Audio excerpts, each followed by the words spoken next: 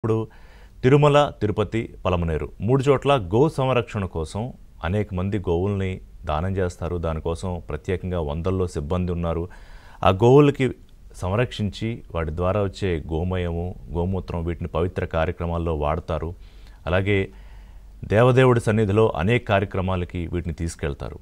అలాగే హిందువులు ఎంతోమంది గోవుల్ని సాక్షాత్తు దైవంగా పూజిస్తారు. ఏ శుభకార్యం జరిగినా కూడా గోవులు లేకుండా చాలా కార్యక్రమాలు జరగవు. కానీ ఇప్పుడు వైఎస్ఆర్సీపీ మూగజీవులైన కోట్లాది మంది హిందువులు ఎంతో పవిత్రంగా భావించే గోవుల్ని, గోమాతల్ని, ఆవుల్ని కూడా వదలట్లేదు. అంటే పార్టీని బతికించుకోవాలంటే ఏదో అంశంలో అది మనుషులైనా పర్వాలేదు, మూగజీవాలైనా పర్వాలేదు, రాజకీయం చేయాల్సిందే. ఇది జగన్ అండ్ కో తాజా రాజకీయ స్ట్రాటజీనా? ఎందుకంటే ఈ ప్రభుత్వం ఏర్పడి 10 నెలలు పూర్తవుతోంది.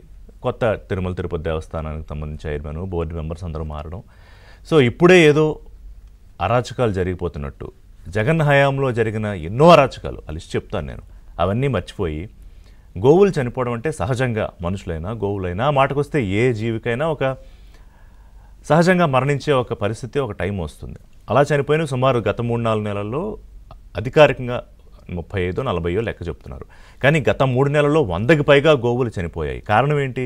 అక్కడ సంరక్షణ సరిగ్గా లేదు, లేకపోతే వాటికి ఇచ్చే ఫుడ్ సరిగ్గా లేదని. కానీ మీ హయాంలో హర్నాథిరెడ్డి, అప్పుడు మాజీ డైరెక్టర్, ఇప్పుడు ఆయన గోశాలకు సంబంధించి అక్కడ సంరక్షణ చేసేవాళ్ళు, సార్ ఇందులో పురుగులు ఉన్నాయి దాణాలు అంటే ఏం పర్వాలేదు పెట్టేయండి. మరి వాటి గురించి ఎందుకు మాట్లాడట్లేదు? అలా కూడా చాలామంది చాలా ఆవులు చనిపోయాయి. అప్పుడు చనిపోయిన గోవులను కూడా ఆ ఫోటోల్ని ప్రిజర్వ్ చేసి ఇప్పుడు ప్రజెంట్ చేస్తున్నారు. ఇవన్నీ తేలాలి. నిన్నే కేసు రిజిస్టర్ అయింది. టీటీడీ బోర్డు మెంబరు భానుప్రకాష్ ఫిర్యాదుతో ఎట్టగాలకు ఫిర్యాదు అయితే రిజిస్టర్ చేశారు. ఆయన మీద కేసు రిజిస్టర్ చేశారు. అంటే ఒక కోట్లాది మంది భక్తుల మనోభావాలు దెబ్బతీసే హక్కు మీకు ఎవరిచ్చారు? రాజకీయం చేయడానికి తప్ప వేరే అంశం లేదా?